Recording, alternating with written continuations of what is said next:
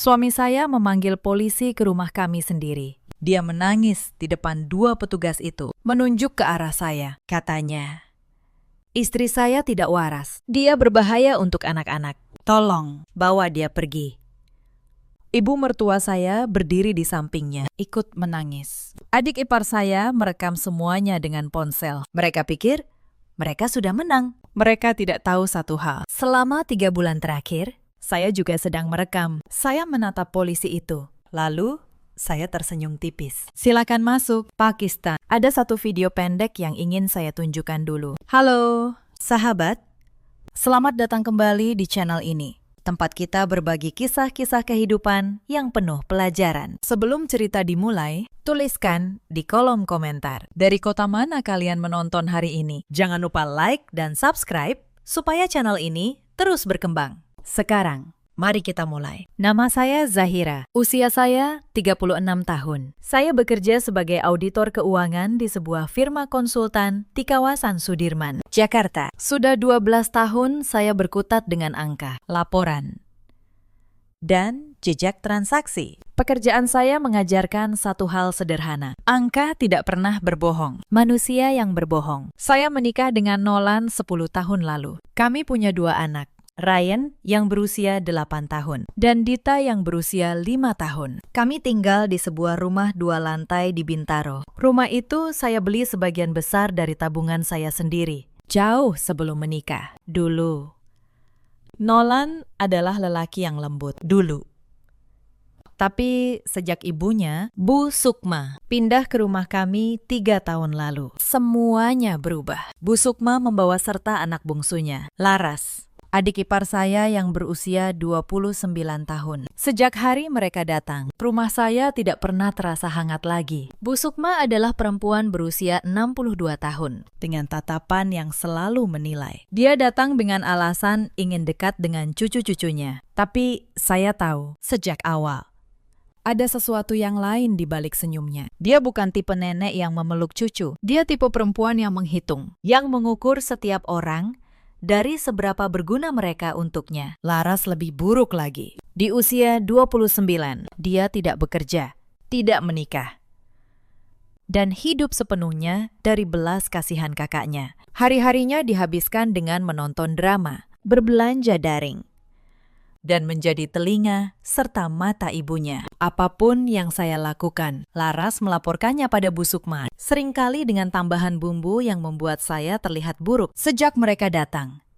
rumah 2 lantai yang dulu saya impikan berubah menjadi medan perang yang sunyi. Saya berperang setiap hari, tanpa senjata, tanpa sekutu, bahkan tanpa dukungan suami saya sendiri. Sore itu, saya sedang mengaduk sayur sop di dapur. Aroma bawang putih dan kaldu seharusnya membawa rasa tenang. Tapi yang saya rasakan hanya hawa dingin. Bukan dingin dari pendingin ruangan. Dingin dari tatapan 2 perempuan yang duduk di ruang keluarga. Bu Sukma dan Laras menonton televisi dengan suara keras. Mereka tidak menawarkan bantuan. Mereka hanya menunggu makan malam disajikan. Seolah saya pembantu di rumah saya sendiri. "Zahira," panggil Bu Sukma tanpa menoleh. "Sopnya jangan keasinan seperti kemarin. Lidah orang kampung memang beda dengan lidah kami." Saya menelan kalimat itu. Sudah ribuan kali saya menelan kalimat seperti itu. Saya hanya menjawab pelan, "Baik, Bu." Laras tertawa kecil. Dia mengangkat kakinya ke sofa. Kuku jari kakinya baru saja dia cat. "Mbak Zahira, nanti tolong cuci baju aku ya, yang di keranjang. Aku capek seharian." "Capek apa?" batin saya. Laras tidak bekerja. Dia menganggur di rumah, hidup dari uang Nolan, sambil menjadi mata-mata ibunya. Tapi saya hanya mengangguk. Saat itu, saya masih percaya bahwa diam adalah cara menjaga rumah tangga. Saya salah.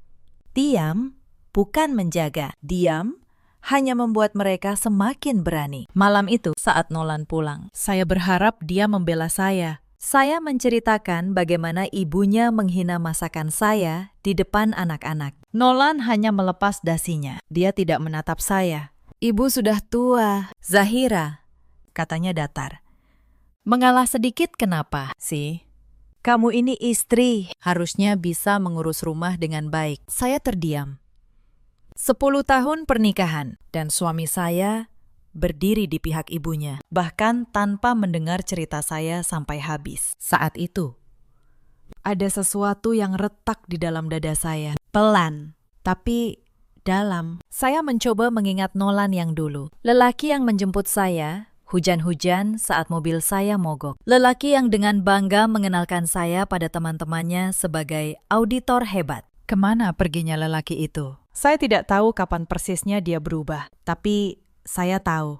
Perubahan itu paling cepat setelah ibunya datang. Dan setelah ibunya tahu berapa nilai aset atas nama saya. Hari-hari saya menjadi seragam dan menyesakan. Saya bangun pukul 5, menyiapkan sarapan untuk 5 orang, mengurus anak-anak. Lalu, alih-alih berangkat kerja dengan tenang, saya harus mendengar daftar tuntutan dari Bu Sukma. Belikan ini, masak itu. Jangan lupa, ini. Seolah saya bukan istri, melainkan asisten rumah tangga tanpa upah di kantor. Saya adalah Zahira yang dihormati. Auditor senior yang temuannya membuat direktur perusahaan besar gemetar. Tapi begitu pintu rumah tertutup, saya menjadi perempuan yang tak berharga. Kontras itu menyiksa saya setiap hari. Saya mulai bertanya pada diri sendiri, di rumah siapa sebenarnya saya tinggal? Rumah yang saya beli dengan keringat saya, kini terasa seperti penjara. Suatu malam, saya memergoki Bu Sukma dan Laras mengobrak-abrik laci meja kerja saya. Mereka mencari dokumen, sertifikat rumah, buku tabungan, surat-surat penting. Saat saya muncul, mereka tidak malu. Bu Sukma malah berkata, "Loh, kami cuma mau rapikan, berkasmu berantakan begini. Mana yang penting harus disimpan baik-baik." Saya tahu mereka tidak merapikan. Mereka sedang menginventarisasi harta saya. Sejak malam itu, saya memindahkan semua dokumen penting ke brankas di kantor. Naluri saya berkata, badai sedang berkumpul. Saya hanya belum tahu sebesar apa. Yang saya tidak tahu malam itu, bahwa retakan kecil di dada saya akan segera menjadi jurang yang menelan segalanya. Hari-hari berikutnya, tekanan itu semakin nyata. Bu Sukma mulai mengatur keuangan rumah. Dia minta agar gaji Nolan dikelola olehnya. Lalu, dia mulai bertanya tentang uang saya, tentang tabungan saya, tentang rumah ini. Atas nama siapa sertifikatnya? Sertifikat rumah ini atas nama siapa? Zahira, tanyanya suatu malam. Nadanya pura-pura santai sambil mengupas buah. Saya menjawab jujur waktu itu. Atas nama saya, Bu. Saya beli sebelum menikah. Saya melihat matanya berkilat. Sebuah kilatan yang baru saya pahami, artinya berbulan-bulan kemudian. Itu bukan rasa ingin tahu biasa. Itu adalah perhitungan. Sejak malam itu, sikap mereka berubah. Bukan menjadi lebih lembut, menjadi lebih halus dalam menekan. Bu Sukma mulai sering berbisik-bisik dengan Nolan di kamar mereka. Laras mulai memperhatikan setiap gerak-gerik saya, mencatat sesuatu di ponselnya. Saya merasa diawasi di rumah saya sendiri, tapi saya belum tahu untuk apa. Lalu, suatu siang, datang sebuah amplop coklat tebal diantar kurir, dengan logo sebuah firma hukum di sudutnya. Firma hukum Pradana dan Rekan. Saya tidak pernah mendengar nama itu. Dari siapa? Zahira, tanya Bu Sukma. Langsung berdiri dari kursinya. Nadanya terlalu ramah, terlalu cepat. Tidak tahu, Bu. Saya berbohong. Sebuah insting muncul begitu saja. Sepertinya salah kirim. Coba dibuka. Siapa tahu penting, desaknya. Melangkah mendekat. Nanti saja, saya mau selesaikan setrikaan dulu, kata saya.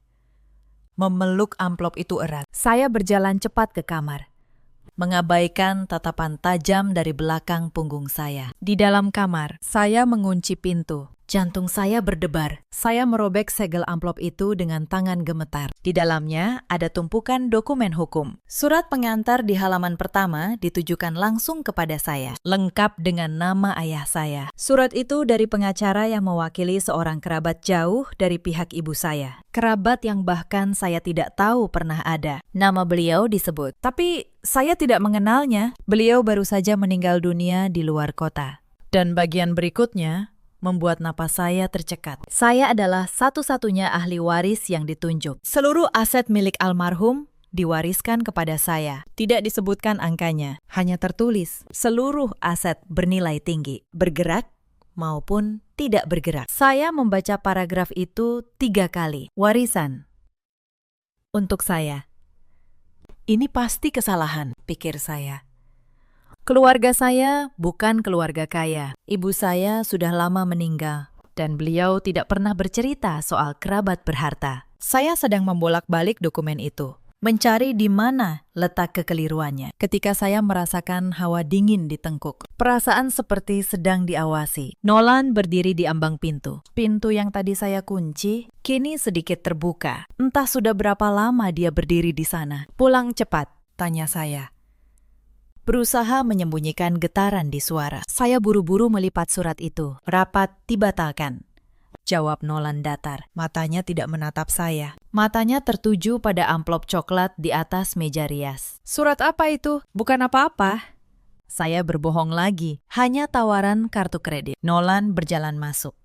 Dia tidak terlihat marah. Dia terlihat aneh. Terlalu tenang. Dia mengambil amplop itu. Membaca logonya pelan. Firma hukum Pradana dan rekan. Sejak kapan tawaran kartu kredit pakai jasa firma hukum mahal? Saya tidak bisa menjawab. Saya menunduk.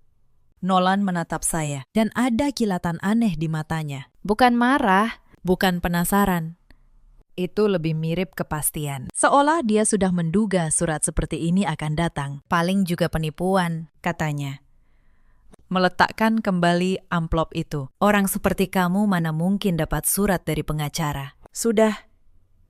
Bakar saja surat sampah itu. Lalu, dia berbalik, melepas kemejanya, dan masuk ke kamar mandi, seolah tidak terjadi apa-apa. Saya terduduk lemas, jantung saya berdebar. Tapi bukan karena warisan itu, karena reaksi Nolan. Dia tidak terkejut.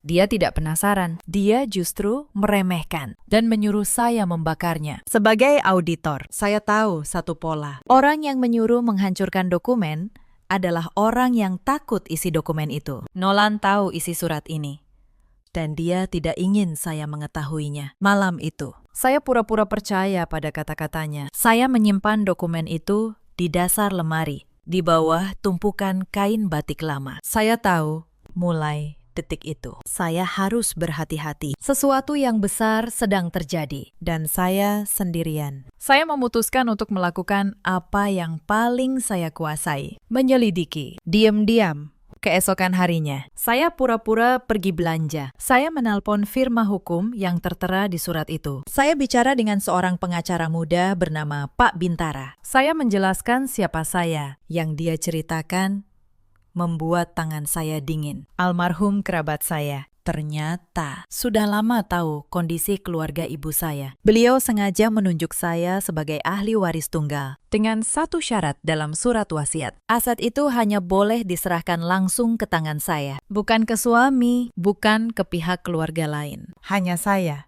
Bu Zahira. Kata Pak Bintara, hati-hati. Ada hal yang perlu ibu tahu. 2 minggu lalu, ada seorang pria yang mengaku sebagai suami ibu datang ke kantor kami. Dia menanyakan, apakah ahli waris bisa diwakilkan atau dialihkan jika sang ahli waris dinyatakan tidak cakap hukum. Saya menahan napas. Pria itu, seperti apa ciri-cirinya? Pakistan. Pak Bintara menggambarkannya. Tinggi, rambut disisir rapi, memakai jam tangan mahal. Tidak salah lagi, itu Nolan. Kami menolak permintaannya. Bu, lanjut Pak Bintara, sebab dalam surat wasiat, almarhum menulis syarat yang sangat tegas. Aset ini hanya boleh diterima langsung oleh Bu Zahira dalam keadaan sadar dan atas kehendak sendiri. Jika ada pihak yang mencoba mengambil alih melalui pernyataan tidak cakap hukum, justru proses warisan akan dibekukan dan diselidiki. Saya terdiam, mencerna semuanya. Almarhum kerabat saya, entah bagaimana, sudah mengantisipasi kemungkinan ini. Seolah beliau tahu, harta sebesar itu akan mengundang serigala. Beliau memberi saya bukan hanya warisan, tapi juga perisai hukum. Tidak cakap hukum. Saya tahu istilah itu. Itu dipakai ketika seseorang dianggap tidak mampu mengurus dirinya sendiri karena sakit, karena gangguan jiwa. Saat itulah semuanya jatuh pada tempatnya. Bisik-bisik di kamar, tatapan menghitung dari Bu Sukma, Laras yang mencatat gerak-gerik saya, penggeledahan laci kerja saya. Mereka tidak sekadar membenci saya. Mereka sedang menyusun sebuah jebakan yang rapi dan sabar. Mereka ingin menyatakan saya gila, supaya warisan itu bisa mereka kendalikan, supaya rumah ini atas nama saya bisa berpindah tangan, supaya anak-anak saya bisa mereka ambil. Saya berdiri di trotoar dekat firma hukum itu. Kaki saya hampir tak menapak. Tapi di tengah rasa takut itu, sesuatu yang lain tumbuh. Dingin. Stabil. Sebuah perhitungan. Mereka ingin bermain dengan dokumen dan kesaksian. Mereka lupa satu hal.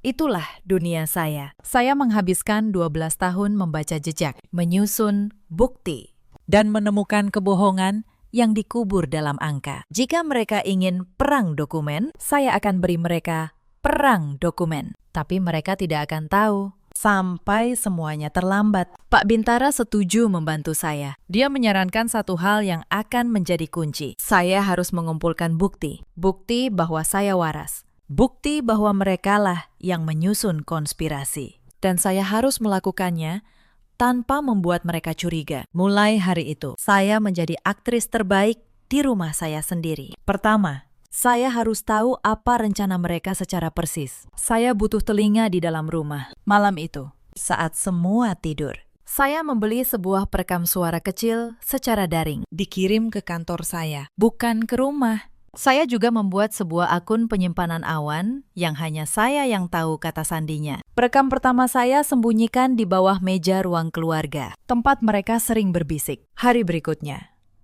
saat saya mendengarkan rekamannya di kamar mandi kantor, suara-suara itu membuat saya mual. Pokoknya prosesnya harus cepat. Suara Bu Sukma. Begitu surat dari pengadilan keluar bahwa dia tidak waras, semua aset bisa kita urus. Rumah, warisan, semuanya. Tapi, Bu, butuh keterangan dokter. Suara Laras. Kita tidak bisa asal bilang dia gila. Makanya, suara Nolan. Dingin. Kita buat dia terlihat gila, pelan-pelan. Sampai dokter pun percaya. Saya mematikan rekaman itu. Tangan saya gemetar. Tapi bukan karena takut lagi, karena marah. Marah yang dingin. Mereka membicarakan masa depan saya, anak-anak saya. Seolah saya hanya angka di atas kertas yang bisa dihapus. Saya menyimpan rekaman itu ke awan, lalu saya menghapusnya dari perekam. Saya tahu, satu rekaman tidak cukup. Saya butuh banyak. Saya butuh seluruh rangkaian rencana mereka.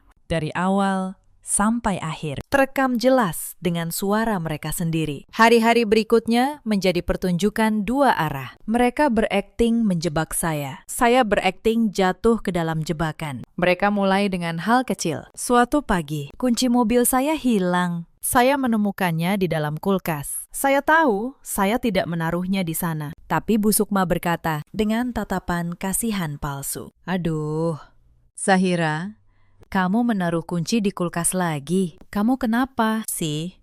Nak, saya bisa saja membantah. Tapi saya menahan diri. Saya hanya menatap kunci itu dengan wajah bingung. Iya. Ya. Bu, saya lupa, kata saya pelan. Di dalam. Saya mencatat. Ini insiden pertama. Mereka sedang membangun narasi. Lalu insiden demi insiden datang. Obat anak-anak yang katanya saya berikan 2 kali. Kompor yang katanya saya tinggal, menyala. Janji sekolah Ryan yang katanya saya lupakan. Semua itu mereka ciptakan. Lalu mereka rekam reaksinya. Lalu mereka simpan sebagai bukti. Saya membiarkan mereka. Setiap kali mereka menciptakan satu kebohongan, saya merekam percakapan mereka setelahnya. Suara Laras yang berbisik. Tadi aku sudah foto dia bengong di dapur. Bu, bagus buat bukti. Suara Nolan. Bagus, kumpulkan terus. Kita butuh banyak. Tapi mereka tidak berhenti di dalam rumah. Mereka mulai menyebar cerita keluar. Suatu sore, tetangga sebelah, Bu Ratna, menyapa saya dengan tatapan iba yang aneh. Zahira, kamu baik-baik saja. Aku dengar dari Bu Sukma, katanya Kamu sering pingsan dan lupa-lupa. Sabar ya. Nak, nanti kalau butuh apa-apa, bilang saja. Saya tersenyum tipis, menahan amarah. Mereka sedang membangun saksi-saksi di lingkungan, supaya kelak jika ada yang ditanya, para tetangga akan berkata, "Iya, betul. Istri Pak Nolan memang sakit." Bu Sukma cerdik. Dia tahu, kesaksian banyak orang lebih kuat dari satu surat dokter. Tapi saya pun belajar dari situ. Diam-diam, saya mulai membangun saksi saya sendiri. Saya menemui Bu Ratna di lain hari, mengobrol biasa, jernih, tajam, dan logis. Saya juga rajin bertegur sapa dengan ketua lingkungan, dengan penjaga toko, dengan guru anak-anak saya di sekolah. Saya memastikan ada cukup banyak orang waras yang melihat saya berfungsi normal di luar rumah. Jika perang kesaksian terjadi, saya tidak akan kalah jumlah. Lalu mereka mencoba memutus uang saya. Suatu hari, saya mendapati kartu ATM saya tidak berfungsi. Saya cek ke bank. Ternyata ada upaya mengubah data rekening saya. Dengan dalih, saya tidak mampu mengelola keuangan sendiri. Untungnya, bank menolak karena tidak ada surat pengadilan. Tapi itu sinyal jelas. Mereka sudah bergerak ke ranah keuangan. Mereka serius. Saya tidak panik. Saya justru bersyukur. Setiap langkah agresif mereka adalah satu bukti lagi tentang niat mereka. Saya meminta surat resmi dari bank tentang upaya pengubahan data itu dan menyimpannya. Berkas saya semakin tebal, jerat mereka semakin nyata. Setelah itu, mereka mengubah taktik. Mereka mulai memutus saya dari dunia luar. Suatu pagi, saya hendak berangkat ke kantor. Bu Sukma menghadang di depan pintu. "Zahira, kamu jangan kerja dulu. Kondisimu sedang tidak baik. Nanti kalau kenapa-kenapa di jalan, malu kita."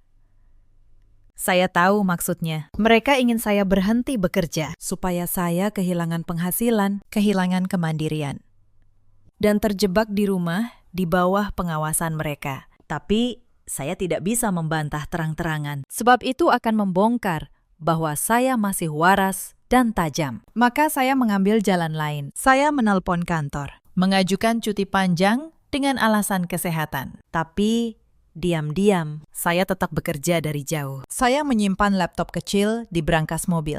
Setiap siang, saat semua sibuk, saya pergi dengan alasan kontrol ke dokter, lalu bekerja beberapa jam di sebuah kafe tenang di kawasan Kuningan. Di sanalah saya menyusun berkas, bertemu Pak Bintara, dan mengatur strategi. Mereka pikir mereka sedang mengurung saya, padahal mereka sedang memberi saya alibi sempurna untuk keluar rumah setiap hari. Lalu, datang serangan berikutnya. Bu Sukma mulai meracuni pikiran anak-anak saya. Suatu sore, saya mendengar Dita berkata pelan, "Ibu sakit, ya.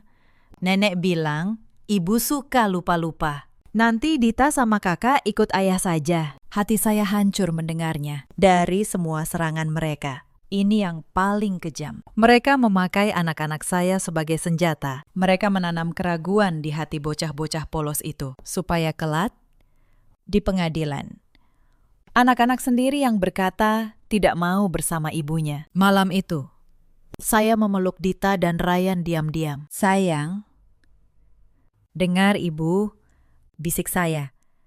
"Apapun yang orang katakan, ibu sehat, ibu sayang kalian. Suatu hari nanti, kalian akan mengerti. Sekarang, cukup percaya pada ibu, ya." Mereka mengangguk, meski bingung.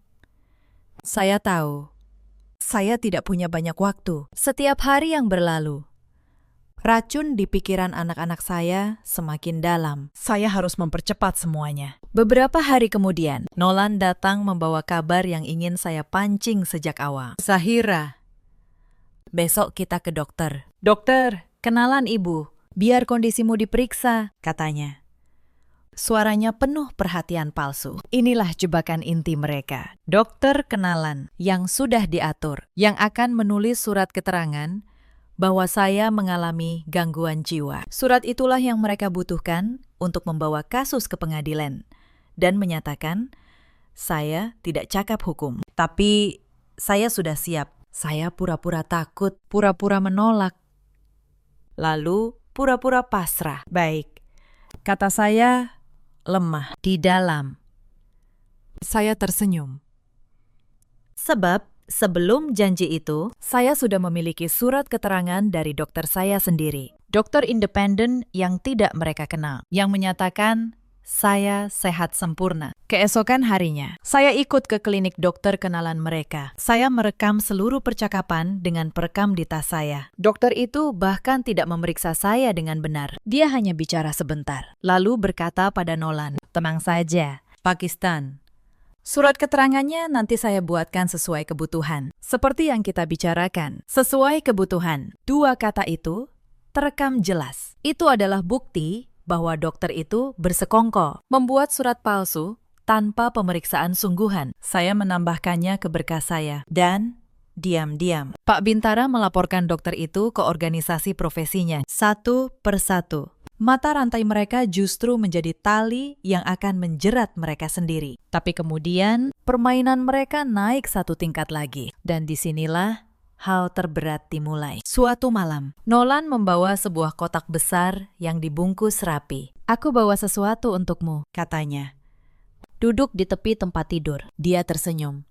Senyum yang tidak sampai ke matanya. Dia membuka kotak itu. Di dalamnya, ada sebuah pengeras suara pintar berwarna putih gading. "Ini speaker pintar. Kamu bisa ajak dia bicara. Minta putarkan musik." Ibu bilang, "Kamu sering melamun sendirian. Biar kamu ada teman," kata Nolan. Jantung saya berdebar. Nolan tidak pernah memberi saya hadiah. Sejak kapan dia peduli saya kesepian? Otak auditor saya langsung bekerja. Ini bukan hadiah, ini alat. Tapi di luar, saya menampakkan wajah bingung. Speaker. Tapi saya tidak mengerti cara pakainya. Gampang. Nanti aku ajarkan. Aku letakkan di sini, ya, kata Nolan. Dia meletakkan benda itu di meja nakas, tepat di samping tempat tidur saya. Posisinya sempurna untuk mendengar segala yang terjadi di kamar itu. "Terima kasih," bisik saya. Berusaha terdengar tulus. Malam itu, saya menunggu sampai pukul 3 pagi. Dengkuran Nolan terdengar teratur. Saya mengambil speaker itu, membawanya ke dalam lemari, dan menutup pintu lemari dengan senter kecil dari ponsel yang selalu saya sembunyikan di bawah bantal. Saya membuka penutup bawah speaker itu memakai obeng mainan Rian yang sudah rusak. Tangan saya gemetar. Kali ini bukan akting. Di dalam, persis seperti dugaan saya, ada sebuah perangkat tambahan. Sebuah perekam dan pemancar yang tersembunyi. Mereka memasang alat sadap di kamar tidur saya sendiri. Saya tidak merusaknya. Saya tidak memindahkannya. Saya memotretnya dengan jelas. Lalu saya pasang kembali, persis seperti semula. Sebab sekarang alat sadap mereka justru menjadi senjata saya. Mereka akan mendengar apa yang ingin saya buat mereka dengar. Setiap malam, di dekat speaker itu, saya berakting. Saya berbicara sendiri dengan suara linglung. Saya pura-pura menangis tanpa sebab. Saya pura-pura lupa nama anak saya sejenak, lalu mengingatnya lagi. Saya memberi mereka pertunjukan kegilaan yang sempurna, supaya mereka semakin percaya rencana berjalan mulus. Sementara itu, di siang hari, saat rumah kosong, saya melakukan pekerjaan sebenarnya. Saya bertemu Pak Bintara di kantornya. Saya membawa semua rekaman ke dokter spesialis kejiwaan atas saran Pak Bintara untuk pemeriksaan resmi dan mandiri. Dokter itu memeriksa saya selama beberapa sesi. Hasilnya hitam di atas putih. Sehat secara kejiwaan, stabil. Tidak ada tanda gangguan apapun. Surat keterangan itu ditandatangani dan dicap resmi. Saya simpan rapat-rapat. Itu adalah perisai saya, tapi saya tidak berhenti di perisai. Saya butuh pedang. Berikutnya, mereka mulai memasukkan obat ke dalam rencana. Suatu sore, Bu Sukma datang membawa segelas air dan sebutir pil putih. "Ini vitamin, Zahira. Biar kamu tidak gampang capek," katanya manis.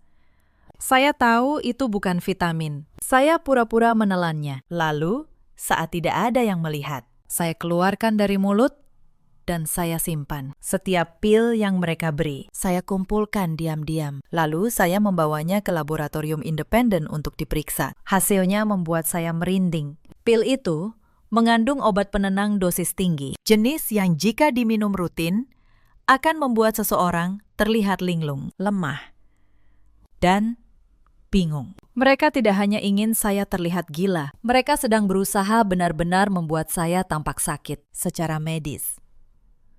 Saya menambahkan hasil laboratorium itu ke dalam berkas saya. Setiap potongan bukti saya susun rapi, seperti menyusun laporan audit, rekaman suara konspirasi, foto alat sadap, surat keterangan sehat dari dokter, hasil laboratorium pil penenang, salinan surat wasiat asli dari firma hukum, rekaman dokter kenalan yang berjanji membuat surat palsu. Semua tersimpan di awan dan di brankas kantor saya. Lalu mereka mencoba langkah yang lebih nekat. Suatu malam, Bu Sukma dan Nolan masuk ke kamar saya membawa setumpuk kertas. "Zahira," kata Nolan lembut, "ini cuma surat biasa, surat kuasa, supaya kalau kamu sakit, urusan bisa aku yang bantu. Tanda tangan di sini, ya." Saya melihat sekilas. Itu bukan surat biasa, itu adalah surat kuasa penuh atas seluruh aset saya, termasuk rumah dan warisan. Jika saya menandatanganinya, saya menyerahkan segalanya ke tangan Nolan dengan sukarela. Otak auditor saya bekerja cepat. Saya tidak boleh menolak terang-terangan, sebab itu akan membongkar kewarasan saya. Tapi saya juga tidak boleh menandatanganinya. Maka saya berakting linglung. Saya memegang pulpen. Tangan saya gemetar. Lalu saya menjatuhkan pulpen itu. "Pusing," bisik saya. "Kepala saya pusing sekali. Besok saja, ya." Bu Sukma mendesis kesal, tapi tidak bisa memaksa. Malam itu, saya memotret seluruh halaman surat kuasa itu diam-diam, sebagai bukti tambahan upaya mereka merampas harta saya. Lalu, setiap kali mereka menyodorkannya lagi, saya selalu punya alasan. Pusing, lelah, atau tiba-tiba menangis. Mereka frustrasi, tapi tak bisa berbuat apa-apa tanpa tanda tangan saya yang sah. Sementara itu, Laras mulai mengambil barang-barang saya. Suatu hari, saya mendapati kotak perhiasan saya kosong. Cincin, kalung, gelang emas peninggalan ibu saya, semuanya hilang. Saat saya bertanya, Laras menjawab enteng, "Mbak Zahira pasti lupa naruh di mana. Orang sakit memang suka begitu. Saya tahu dia yang mengambilnya. Tapi saya tidak ribut. Sebaliknya, saya diam-diam memeriksa kamarnya saat dia keluar dan menemukan perhiasan itu tersembunyi di lacinya. Saya tidak mengambilnya kembali. Saya memotretnya di tempatnya sebagai bukti pencurian. Lalu, saya pasang kamera kecil tambahan yang merekam Laras menyembunyikan barang-barang itu. Bukti demi bukti. Mereka terus memberikannya pada saya dengan cuma-cuma. Tapi saya tahu, satu mata rantai masih kurang. Saya butuh momen di mana mereka mengakui seluruh rencana secara terbuka, di hadapan saksi yang tidak bisa mereka sangka. Saya butuh mereka menyerang saya secara terang-terangan, dan saya tahu cara memancingnya. Tapi sebelum itu, mereka memainkan kartu paling berbahaya. Suatu malam, saat saya sedang memotong sayur di dapur, Laras tiba-tiba masuk dan sengaja menyenggol tangan saya. Pisau di tangan saya terpeleset, nyaris mengenai lengannya. Laras langsung menjerit histeris. "Mbak Zahira mau menyerang aku." Dia bawa pisau. Dalam hitungan detik, Nolan dan Bu Sukma berlari masuk, seolah mereka sudah menunggu di balik pintu. Nolan merebut pisau itu. Wajahnya pura-pura ketakutan. "Zahira, kamu mau apa?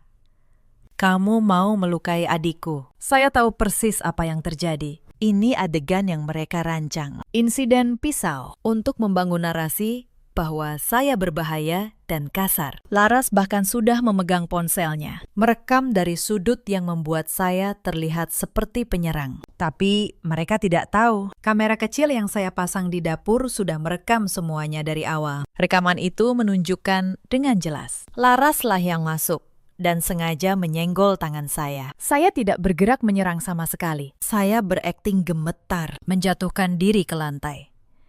Pura-pura menangis ketakutan. Saya tidak sengaja, sumpah. Saya tidak sengaja, isak saya. Di dalam, saya tenang. Mereka baru saja memberi saya satu bukti lagi. Bukti terbesar mereka, yang justru akan menjadi bumerang. Malam itu, lewat perekam di bawah meja, saya mendengar mereka merayakan. "Insiden pisau tadi sempurna," kata Bu Sukma.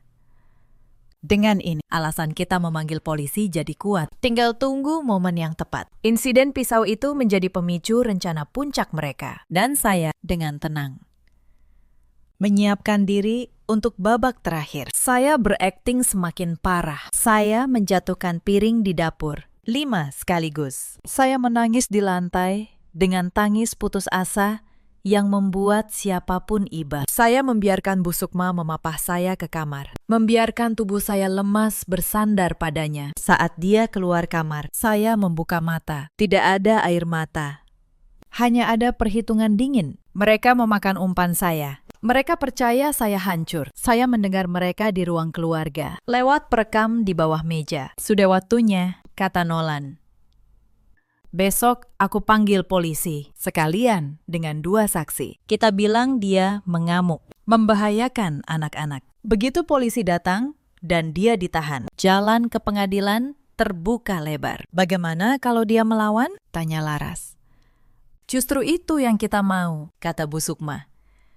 Suaranya licik. Biar dia terlihat tidak terkendali. Aku akan pura-pura didorong olehnya. Kamu rekam, itu jadi bukti kekerasan. Saya mematikan perekam. Saya menyalinnya ke awan. Senyum tipis muncul di wajah saya. Untuk pertama kalinya dalam berminggu-minggu. Mereka baru saja merencanakan adegan terakhir mereka. Lengkap dengan skenarionya. Dan saya tahu persis setiap babaknya. Yang mereka tidak tahu. Saya sudah menyiapkan sesuatu. Di ruang keluarga, saya memasang sebuah kamera kecil tersembunyi, mengarah ke seluruh ruangan. Sah.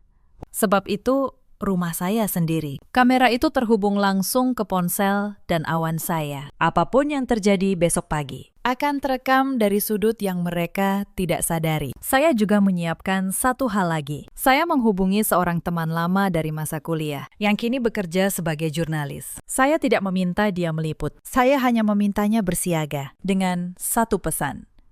Jika besok dia tidak mendapat kabar dari saya sampai siang, dia harus membuka sebuah tautan yang saya kirim. Berisi salinan semua bukti. Itu adalah jaring pengaman terakhir saya. Seandainya rencana mereka entah bagaimana berhasil. Saya tidak ingin meninggalkan satu celah pun. Sebagai auditor, saya tahu kasus yang kalah biasanya kalah karena satu detail yang terlewat. Saya tidak akan membiarkan itu terjadi. Tidak untuk anak-anak saya. Malam itu, saya tidak tidur. Saya mandi, mengenakan pakaian rumah yang bersih dan rapi, dan menyisir rambut saya. Jika besok mereka ingin saya terlihat seperti orang gila, saya akan memastikan saya terlihat setenang mungkin. Itu bagian terakhir dari rencana saya. Saya menatap wajah Ryan dan Dita yang tidur lelap.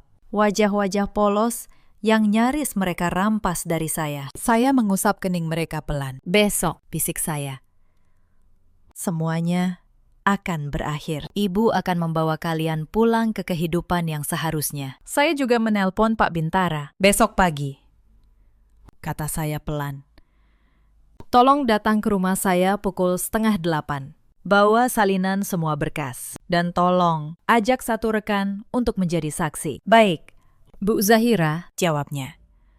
Kami akan ada di sana. Ibu sudah sangat berani. Sebentar lagi, semua ini selesai. Pagi itu datang dengan langit kelabu. Saya keluar dari kamar pukul 7. Rumah itu sepi, terlalu sepi.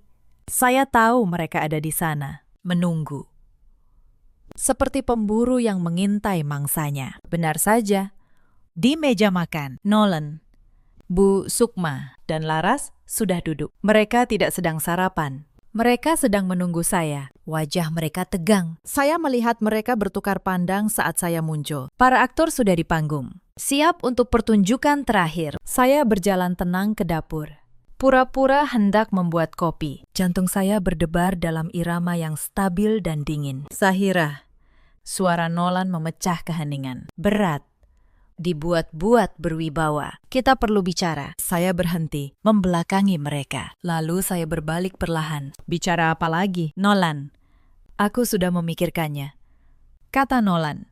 Suaranya dipenuhi keprihatinan palsu. Melihat kondisimu akhir-akhir ini, aku tidak bisa mengambil risiko. Aku rasa anak-anak tidak aman di dekatmu. Aku akan membawa Rian dan Dita pergi. Sementara waktu, sampai kamu membaik, saya menatapnya lurus. Saya tidak berteriak, saya tidak menangis. Saya hanya berkata dengan suara yang sangat jelas. Tidak.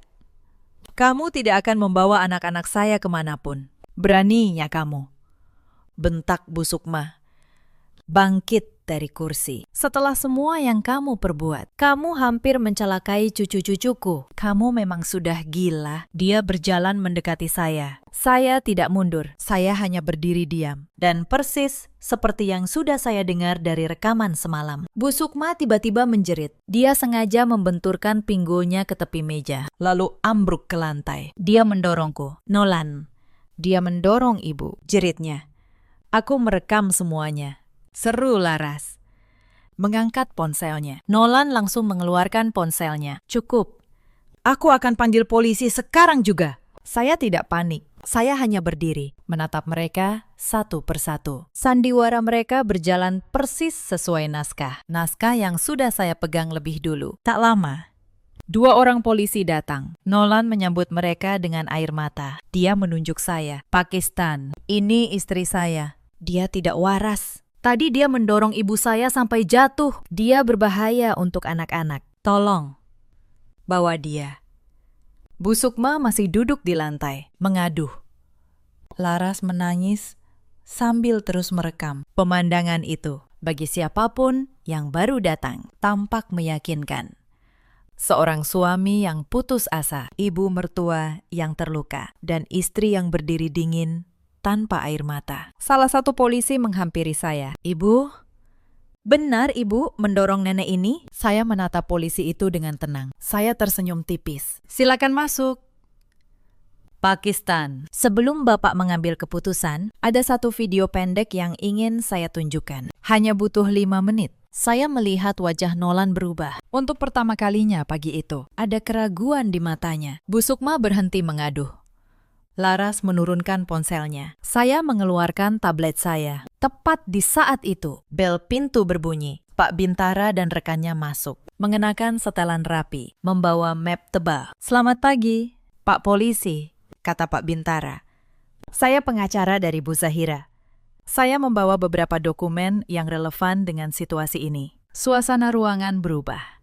Polisi itu menegakkan badan. Nolan menatap Pak Bintara dengan wajah pucat. Saya menekan tombol putar di tablet. Layar itu memutar rekaman pertama. Suara Bu Sukma terdengar jelas. Begitu surat dari pengadilan keluar bahwa dia tidak waras. Semua aset bisa kita urus. Rumah, warisan, semuanya. Lalu suara Nolan. Kita buat dia terlihat gila. Pelan-pelan.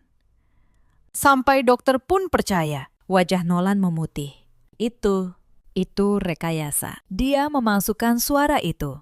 Kalau begitu, mari lihat yang berikutnya. Kata saya, tenang. Saya memutar rekaman semalam. Suara Bu Sukma, jelas dan tak terbantah. Aku akan pura-pura didorong olehnya. Kamu rekam, itu jadi bukti kekerasan. Lalu, saya membuka rekaman kamera tersembunyi di ruang keluarga. Rekaman pagi tadi. Terlihat jelas dari sudut yang mereka tidak sadari bahwa saya tidak menyentuh Bu Sukma sama sekali. Bu Sukma sendiri yang membenturkan tubuhnya ke meja, lalu menjatuhkan diri. Ruangan itu senyap. Hanya suara rekaman yang berbicara. Pak Bintara melangkah maju, membuka mapnya. Pak Polisi, izinkan saya melengkapi. Ini surat keterangan dari dokter spesialis kejiwaan. Menyatakan Bu Zahira sehat secara mental, stabil, tanpa gangguan apapun. Ini hasil laboratorium independen atas pil yang diberikan kepada Bu Zahira setiap hari oleh ibu mertuanya. Kandungannya, obat penenang dosis tinggi. Dan ini, foto alat sadap yang ditemukan di kamar tidur Bu Zahira, dipasang di dalam hadiah dari suaminya. Polisi itu menerima dokumen-dokumen itu satu persatu. Wajahnya berubah serius. Dia menatap Nolan, lalu Bu Sukma, lalu Laras. Jadi, kata polisi itu pelan, yang sebenarnya terjadi di sini. Justru sebaliknya. Nolan terduduk di kursi. Semua kata-katanya menguap. Bu Sukma yang tadi mengaduh, kini terdiam. Wajahnya abu-abu. Laras menjatuhkan ponselnya. Tangannya gemetar. "Pak Polisi," kata Pak Bintara, "kami akan mengajukan laporan resmi atas percobaan penipuan warisan, pemberian obat tanpa izin, pemasangan alat penyadap ilegal, dan upaya merampas hak asuh anak dengan kesaksian palsu. Semua bukti sudah lengkap." Saya berdiri di tengah ruangan itu. Tenang. Untuk pertama kalinya dalam 3 tahun, saya tidak merasa dingin di rumah saya sendiri. Saya menatap Nolan. Lelaki yang dulu saya cintai, kini hanya tampak seperti orang asing yang menyedihkan. Selama bertahun-tahun, kalian mengira saya hanya perempuan lemah yang bisa diinjak, kata saya pelan. Kalian lupa, pekerjaan saya adalah menemukan kebohongan yang dikubur dalam-dalam. Kalian memberi saya semua buktinya dengan tangan kalian sendiri. Polisi itu meminta Nolan, Bu Sukma, dan Laras ikut ke kantor untuk pemeriksaan. Nolan sempat menatap saya. Mulutnya bergerak, hendak berkata sesuatu. Tapi tidak ada kata yang keluar. Tidak ada kata yang bisa menyelamatkannya sekarang. Saat mereka digiring keluar, Ryan dan Dita turun dari lantai atas. Bingung melihat keramaian. Saya berlutut, memeluk keduanya erat-erat. Tidak apa-apa, sayang.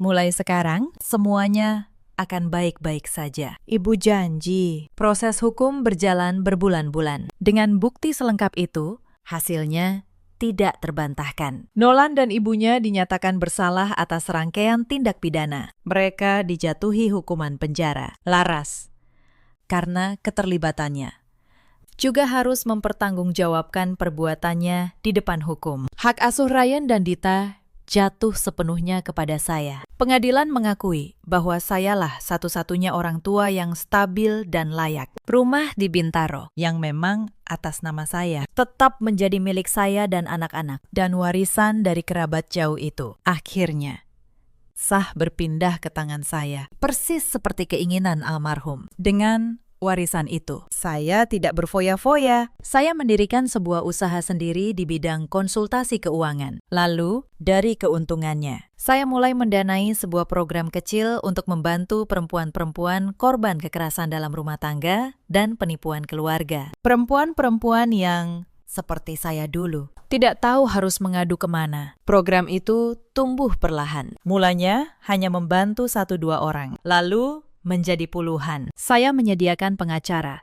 pendampingan psikologis, dan tempat tinggal sementara bagi mereka yang harus melarikan diri dari rumah mereka sendiri. Setiap kali melihat seorang perempuan bangkit dari keterpurukan, saya seperti melihat diri saya sendiri yang dulu, yang akhirnya menemukan jalan keluar. Waktu berlalu. Saya berubah. Saya bukan lagi perempuan yang memakai daster yang sama 2 hari dan menunduk setiap kali dihina. Saya menjadi diri saya yang seharusnya. Tenang, percaya diri, utuh.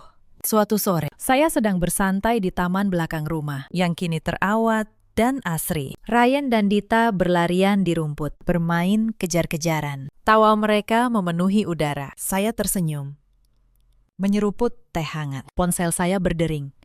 "Itu Pak Bintara, ada kabar?" "Bu Zahira," katanya. Bu Sukma dibebaskan lebih awal karena kondisi kesehatannya. Sekarang, dia tidak punya tempat tinggal. Dia mencoba menghubungi ibu, meminta belas kasihan. Saya terdiam sejenak, memandang anak-anak saya yang tertawa bahagia. "Pak Bintara," kata saya pelan, "tolong carikan dia panti jompo yang layak, yang bersih dan manusiawi. Bayar semua biayanya dari uang saya. Pastikan dia dirawat dengan baik." "Anda yakin, Bu?" tanya Pak Bintara, terkejut. "Yakin," jawab saya. "Tapi dengan satu syarat. Dia tidak boleh tahu itu dari saya. Dan dia tidak boleh menghubungi saya atau anak-anak saya lagi selamanya." Saya menutup telepon. Saya tidak melakukan itu untuk Bu Sukma. Saya melakukannya untuk diri saya sendiri. Saya menolak menyimpan kebencian sampai mati. Kebencian hanya akan membuat saya menjadi seperti mereka. Cerita ini mengajarkan satu hal. Jangan pernah meremehkan orang yang kamu kira lemah. Dan jangan pernah membangun kebahagiaanmu di atas kehancuran orang lain. Karena keadilan, meski datang perlahan, selalu menemukan jalannya. Di luar sana, ada banyak perempuan yang hidup seperti saya dulu. Menunduk, menelan hinaan, mengira diam adalah jalan untuk menjaga rumah tangga. Padahal mereka kuat. Mereka hanya belum tahu seberapa kuat diri mereka. Di luar sana, ada juga banyak suami seperti Nolan. Lelaki yang memilih ibunya, harta, dan kebohongan di atas perempuan yang membangun rumah bersamanya. Mereka pikir mereka menang sampai semuanya runtuh di tangan mereka sendiri. Dan di luar sana, ada pula para ibu mertua yang dimakan ketakutan dan keserakahan sampai lupa bahwa menantu juga manusia, bukan sekedar alat untuk dikuasai. Dalam hidup, kita selalu punya pilihan. Pilihan untuk diam atau pilihan untuk berdiri. Saya memilih berdiri dan saya tidak pernah menyesalinya. Ryan berlari menghampiri saya. "Ibu, ayo, main," teriaknya. Saya tersenyum. Saya meletakkan cangkir teh, melepas sandal, dan berlari di atas rumput, mengejar anak-anak saya. Tawa saya lepas dan bebas, di bawah langit senja yang indah, di dalam rumah yang kini benar-benar menjadi milik kami. Bagaimana menurut kalian kisah Zahira ini? Ceritakan pendapat dan pengalaman kalian di kolom komentar. Terima kasih sudah menemani sampai akhir. Sampai jumpa di cerita berikutnya.